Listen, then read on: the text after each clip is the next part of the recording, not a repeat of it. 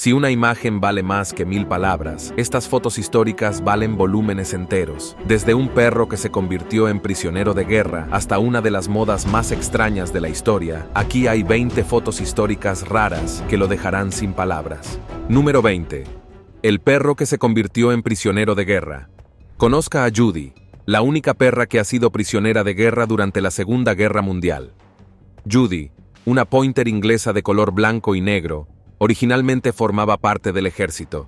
Como mascota de la Marina Real a bordo del HMS Grasshopper, su vida temprana estuvo llena de aventuras, desde servir en el bullicioso barco hasta sobrevivir a un naufragio en el mar de China Meridional.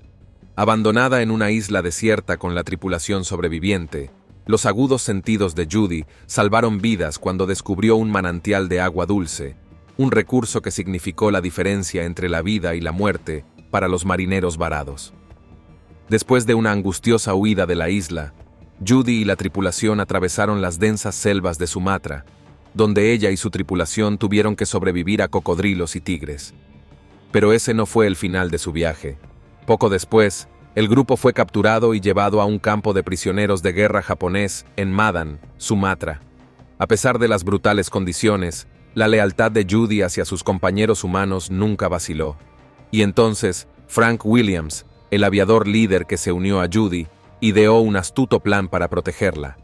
Una noche, después de emborrachar al comandante del campo, Williams logró que Judy fuera registrada oficialmente como prisionera de guerra con el nombre de 81, una Glogor y Medan.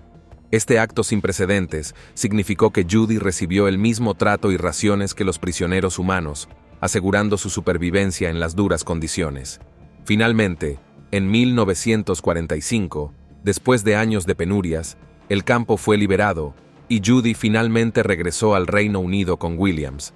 Su valentía fue reconocida con una prestigiosa medalla Deacon, a menudo llamada la Cruz Victoria de los Animales, otorgada por su magnífico coraje y resistencia en los campos de prisioneros japoneses. Número 19. Un hombre, una barba y gatos. Se dice que todos tienen 15 minutos de fama, e incluso Louis Coulon tuvo su momento bajo los focos, no por logros notables o valentía heroica, sino por la longitud de su barba. Nacido en 1826 en el pequeño pueblo francés de Vannes, Louis estaba destinado a una vida menos ordinaria, especialmente después de que decidió dejar de afeitarse. A la edad de 14 años, la barba de Louis ya había alcanzado una impresionante longitud de casi 20 pulgadas, y a partir de ahí, solo creció más y más rebelde. En 1904, su barba medía unos asombrosos 11 pies. Louis trabajaba como metalúrgico en una sofocante fundición de hierro. Uno pensaría que una barba de 11 pies sería un gran obstáculo. Pero Louis tenía una solución inteligente. Se envolvía la barba en una especie de colchón que se metía debajo de la camisa para asegurarse de que no estorbara mientras trabajaba cerca de Molten Metal. Sin embargo, dejarse crecer la barba no es una decisión casual para Louis.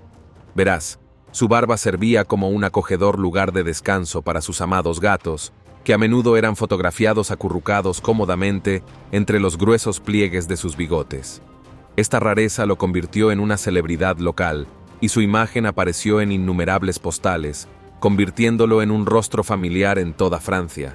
Así que la próxima vez que veas una foto de un hombre con una barba loca posando con gatos, sabrás que probablemente sea Louis uniéndose a sus amados felinos. Número 18. Las raras máquinas de baño victorianas. Las máquinas de baño son posiblemente una de las cosas más extrañas de la historia. Las normas de los siglos XVIII y XIX eran muy diferentes a las de hoy.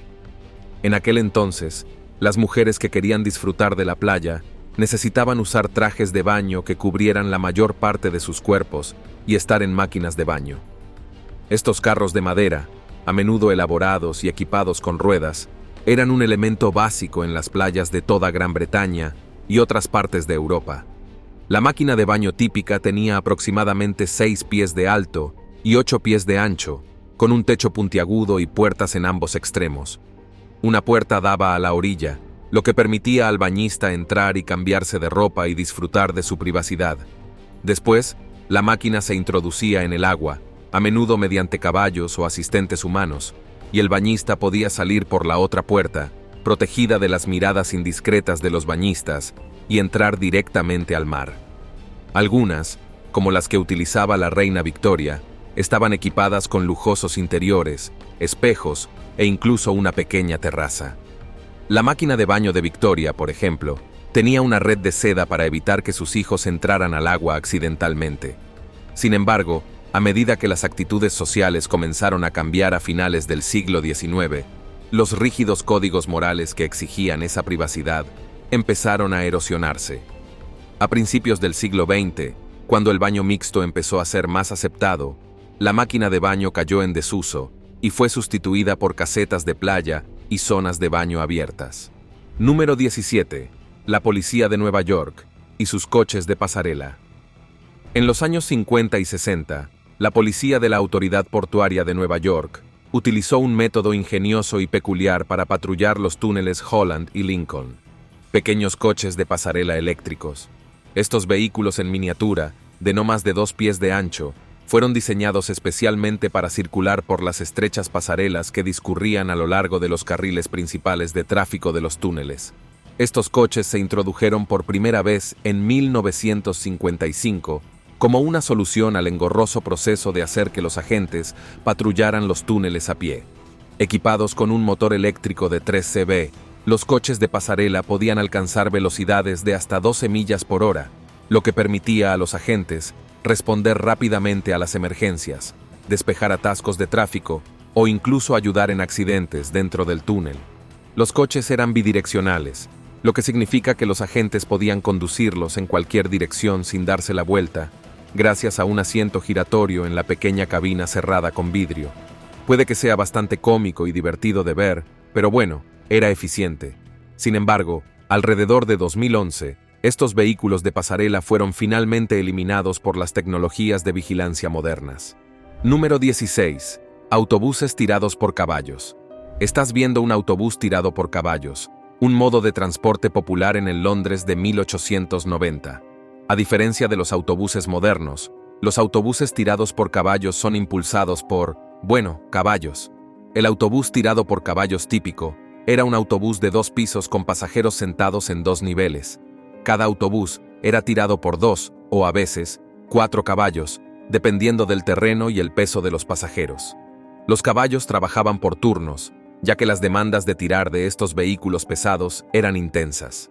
Un caballo solo podía trabajar unas pocas horas antes de necesitar descanso, lo que significaba que una sola empresa de autobuses tirados por caballos podía necesitar hasta 10 caballos por cada autobús en servicio para mantener operaciones regulares. Número 15. El misterio de Augusta Dieter. La enfermedad de Alzheimer es uno de los misterios médicos más desconcertantes y devastadores de nuestro tiempo. Imagina a alguien que conoces perdiendo de repente la conciencia y su capacidad de hablar y marchitándose lentamente. La primera vez que la identificó fue hace más de un siglo, por el doctor Alois Alzheimer. Aunque ahora se la conoce como una enfermedad neurodegenerativa, aún desconocemos su causa. Se trata de Auguste Dieter. Nacida en 1850 en Alemania, Auguste llevó una vida relativamente normal hasta los 55 años, cuando empezó a presentar síntomas inusuales, pérdida de memoria, confusión y un comportamiento cada vez más errático. Su marido, incapaz de cuidarla, la internó en un hospital psiquiátrico de Frankfurt, donde quedó bajo el cuidado del doctor Alois Alzheimer. El caso de Augusta impresionó al doctor Alzheimer porque, a diferencia de muchas otras personas que sufrían síntomas similares en ese momento, ella era relativamente joven, tan solo 51 años. Esta aparición temprana de demencia, combinada con la gravedad de sus síntomas, intrigó al doctor Alzheimer. Cuando Augusta Dieter falleció en 1906, el doctor Alzheimer le realizó una autopsia del cerebro.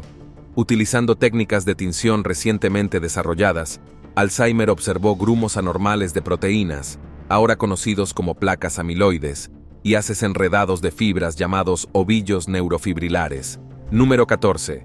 El juguete con materiales radiactivos. A principios de la década de 1950, cuando el mundo estaba fascinado por el poder del átomo, A.C. Gilbert, un famoso fabricante de juguetes, presentó uno de los juguetes educativos más extraordinarios y controvertidos jamás fabricados, el Laboratorio de Energía Atómica Gilbert U. 238.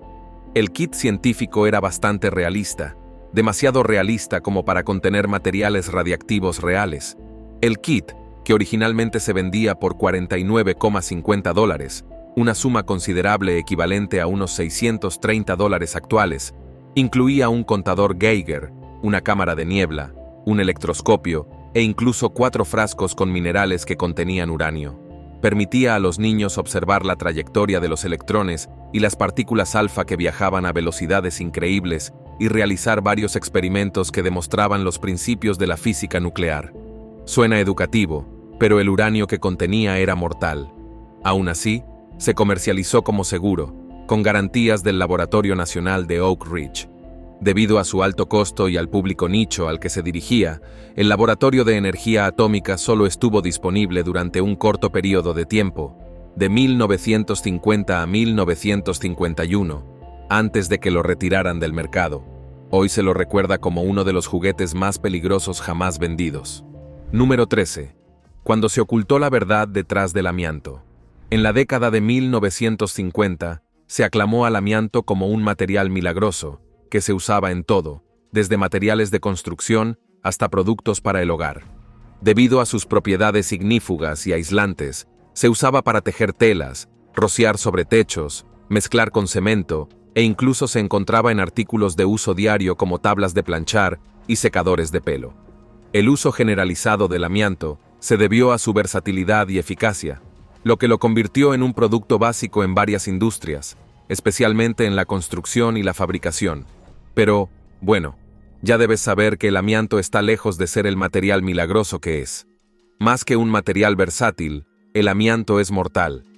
Ya en la década de 1920, hubo informes que vinculaban la exposición al amianto con graves problemas de salud, incluidas enfermedades pulmonares y cáncer, en particular mesotelioma, un cáncer poco común y agresivo causado casi exclusivamente por la exposición al amianto. En la década de 1950, ya existían pruebas sustanciales de los peligros que entrañaban las fibras de amianto, que al inhalarse, podían alojarse en los pulmones y provocar enfermedades mortales.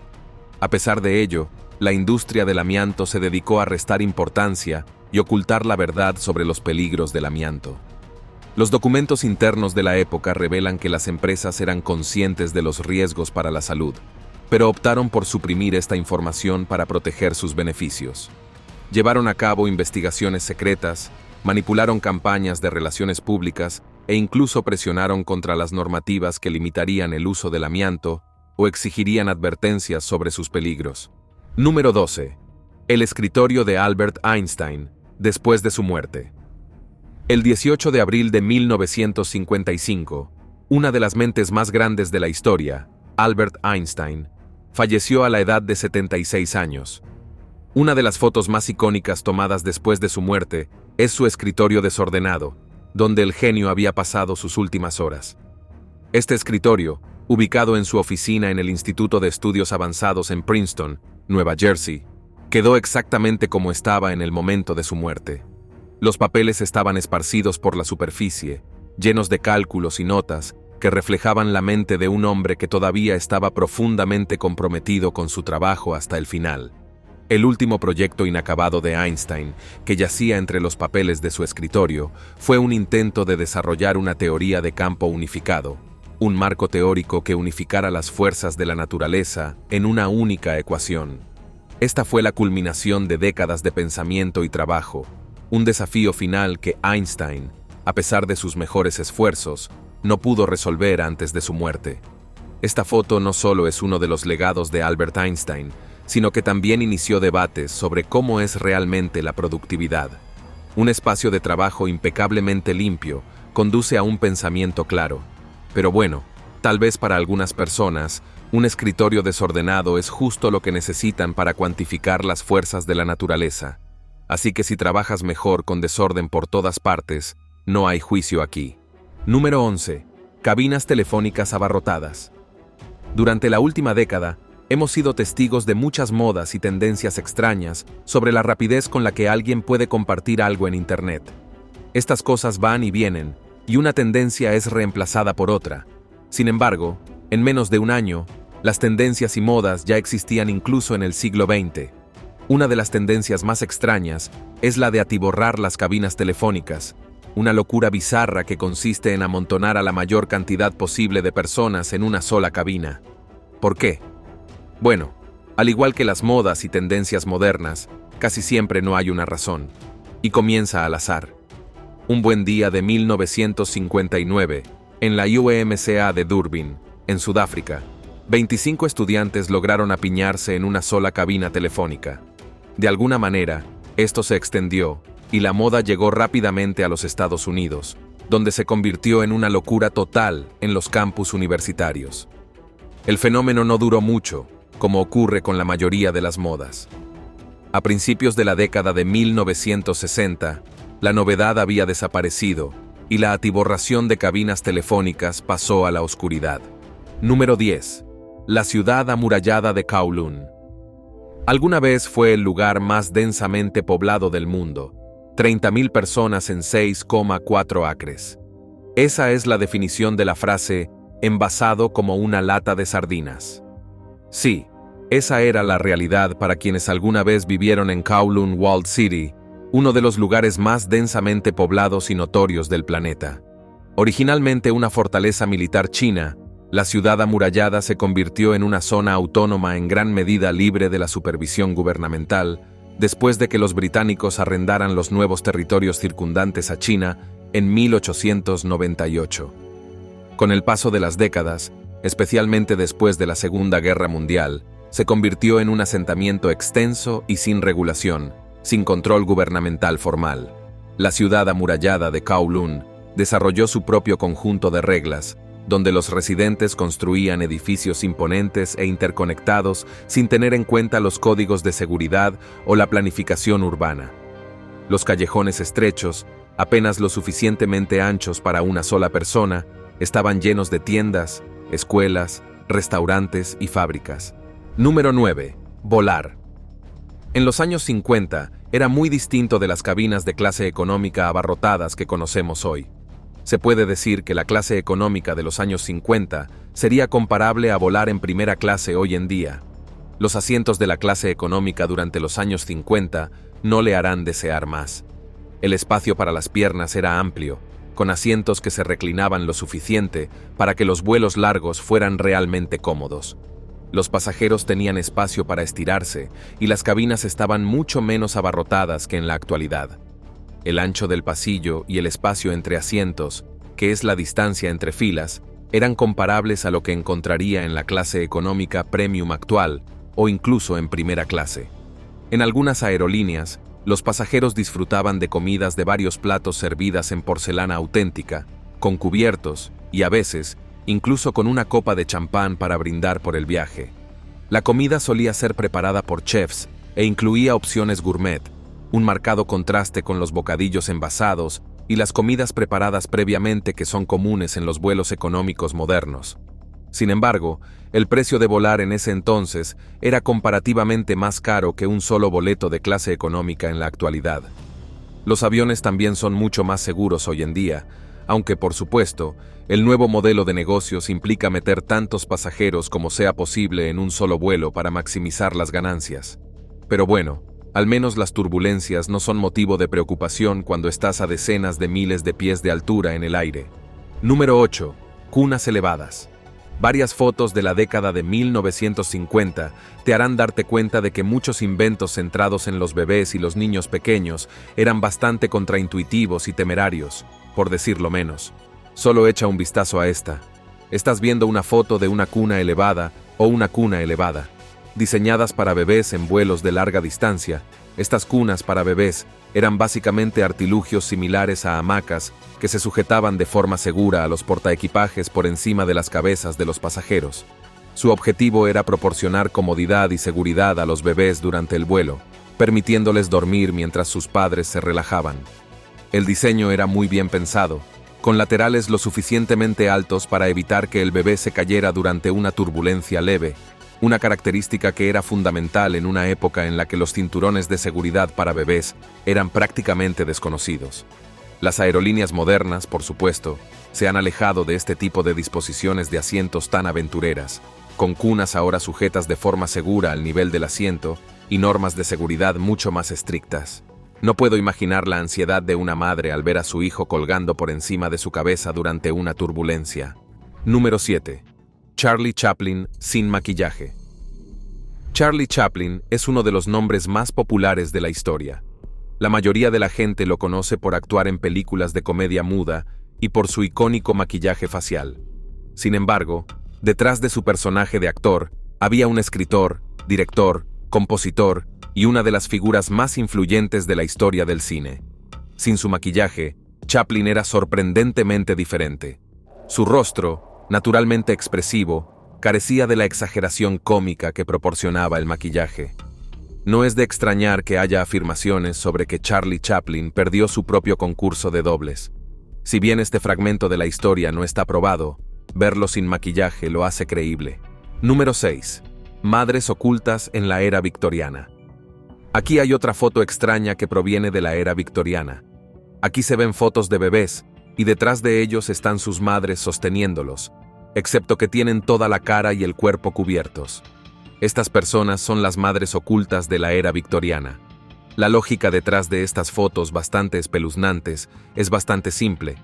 Los niños tienden a ser inquietos, y estar en el regazo de sus madres resultó ser efectivo para mantenerlos quietos durante los largos tiempos de exposición que requerían las primeras cámaras.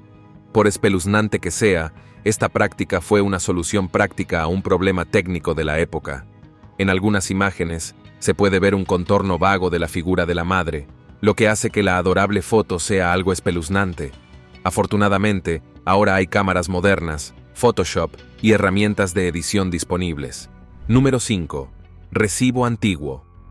Un recibo antiguo no es necesariamente histórico, pero con la diferencia de precio astronómica que hay entre este recibo antiguo y el que esperarías ver ahora.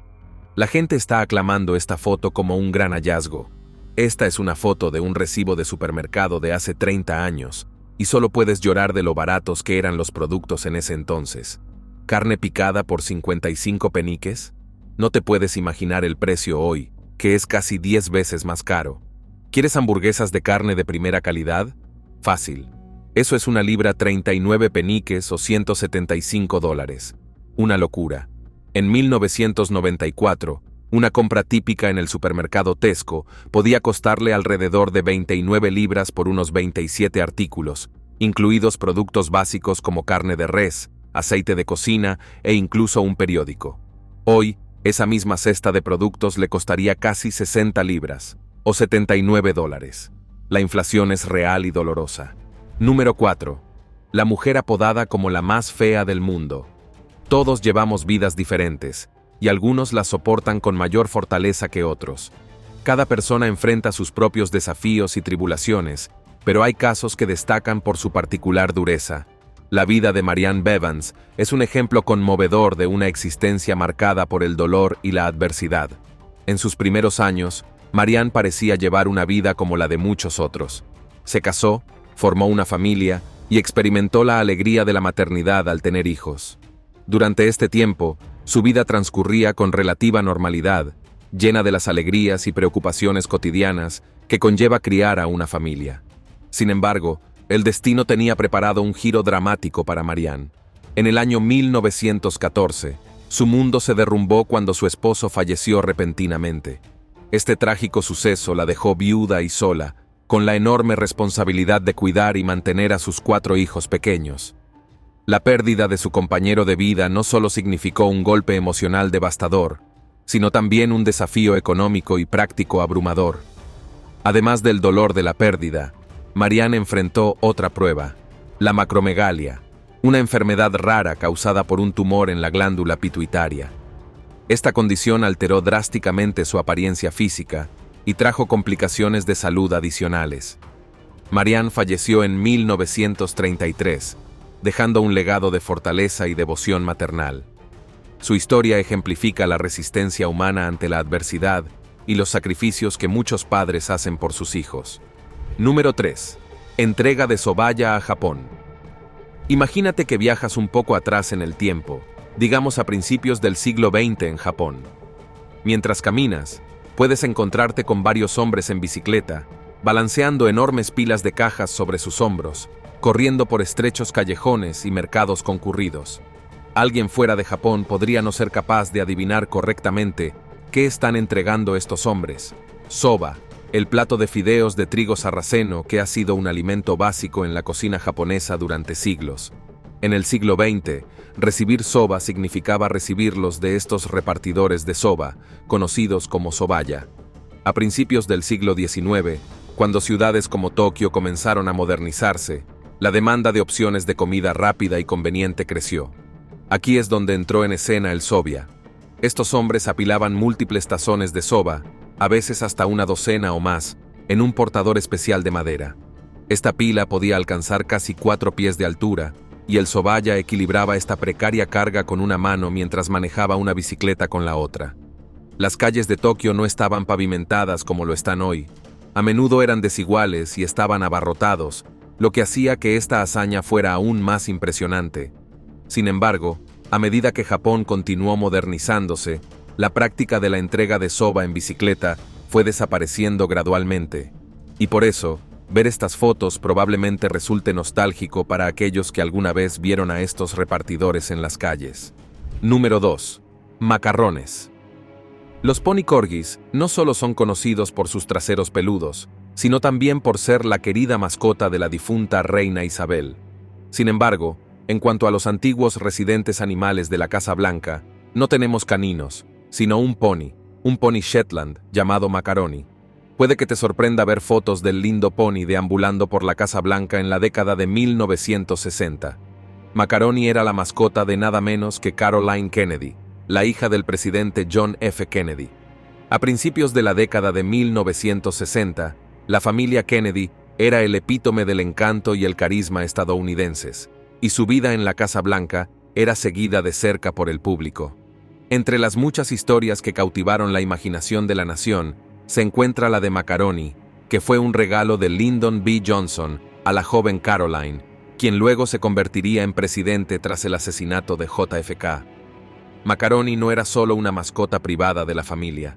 Se convirtió en una figura querida en los medios, a menudo fotografiado trotando por los jardines de la Casa Blanca con Caroline, a veces incluso apareciendo en retratos oficiales.